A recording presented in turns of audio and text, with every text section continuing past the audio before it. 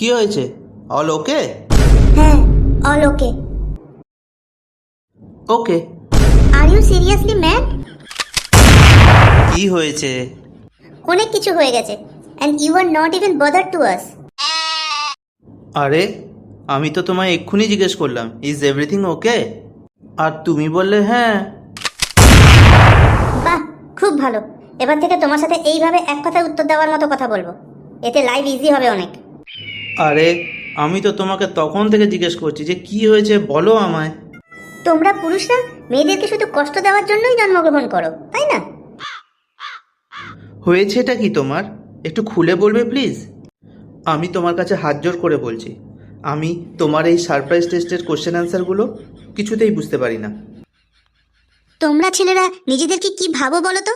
গোটা জগৎটা তোমাদের ইশারাতে চলবে, সব জায়গায় তোমাদের যা ইচ্ছে তাই করবে, যেমন খুশি তেমনি ব্যবহার করবে, যাকে খুশি কন্ট্রোল করবে। I am fed up of this thing. অফিসে কিছু হয়েছে? ইয়েস। তোমরা ছেলেরা নিজেদেরকে কি ভাবো বলো তো?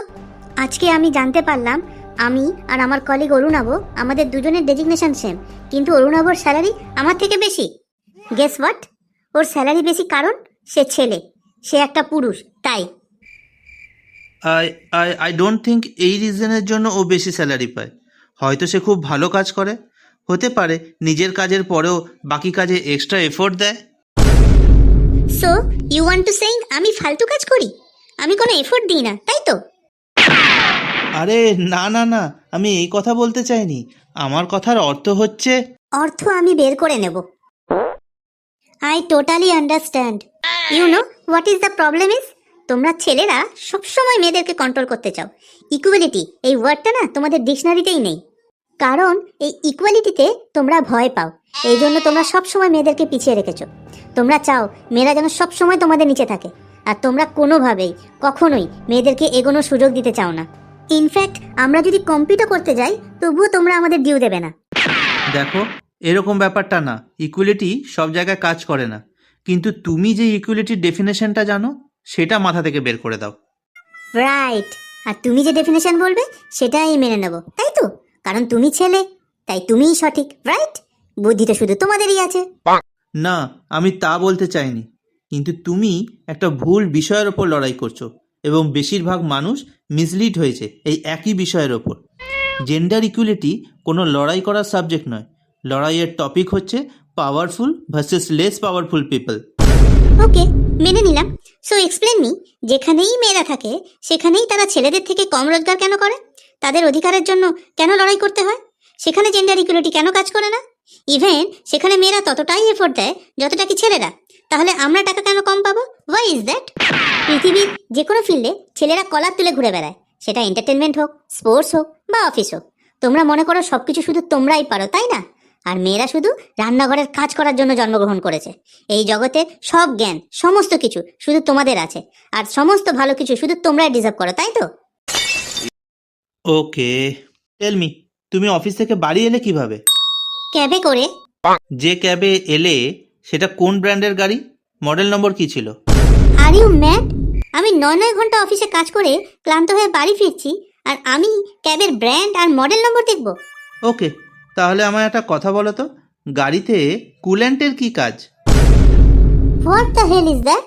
আচ্ছা এটা বলো, এই যে এখন স্টক মার্কেট ভীষণভাবে ডাউন চলছে, তার কারণ তুমি কি জানো? আমি কিভাবে জানবো?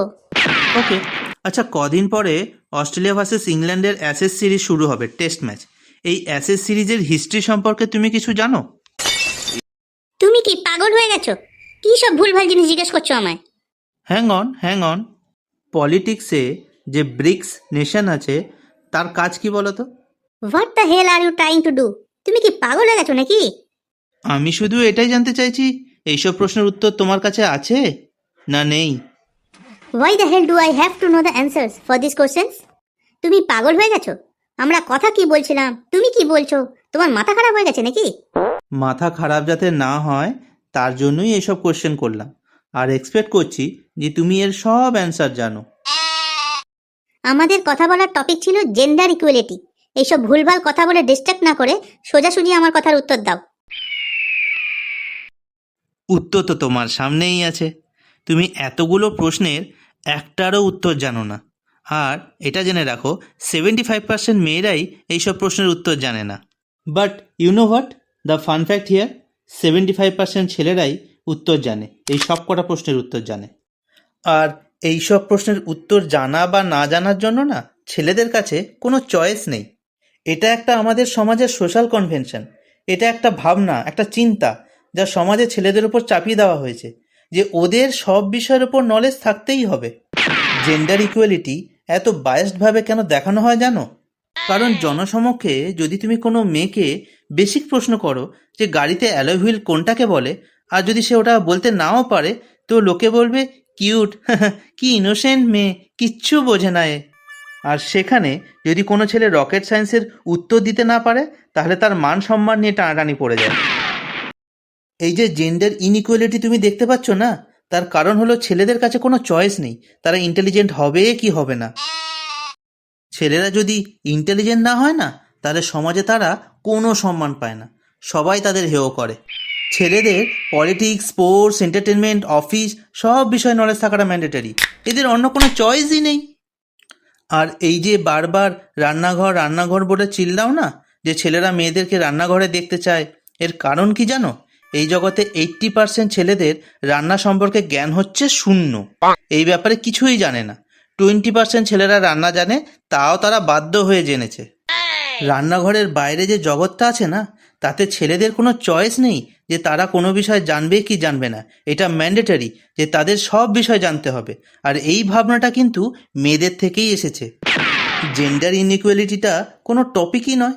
এই যে ছেলে মেয়েদের মধ্যে যে ডিফারেন্সটা তুমি দেখতে পাচ্ছ না, এটা আসলে কোনো ছেলে মেয়ের ডিফারেন্সই নয়, এটা হচ্ছে শক্তিশালী বনাম দুর্বলতার ডিফারেন্স।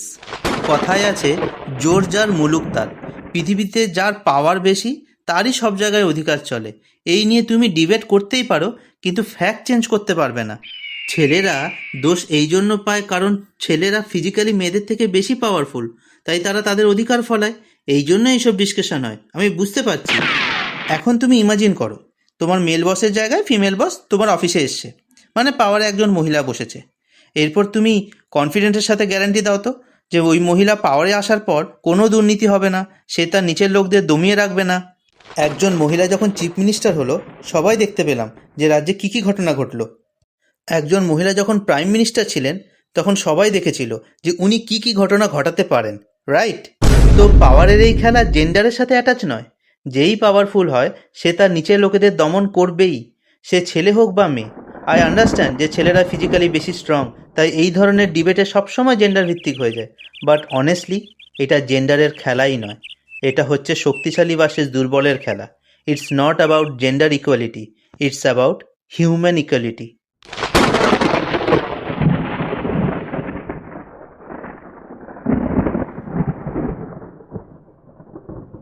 ভিডিওটা ভালো লাগলে লাইক, সাবস্ক্রাইব আর শেয়ার করবেন, সঙ্গে কমেন্টস করতে ভুলবেন না।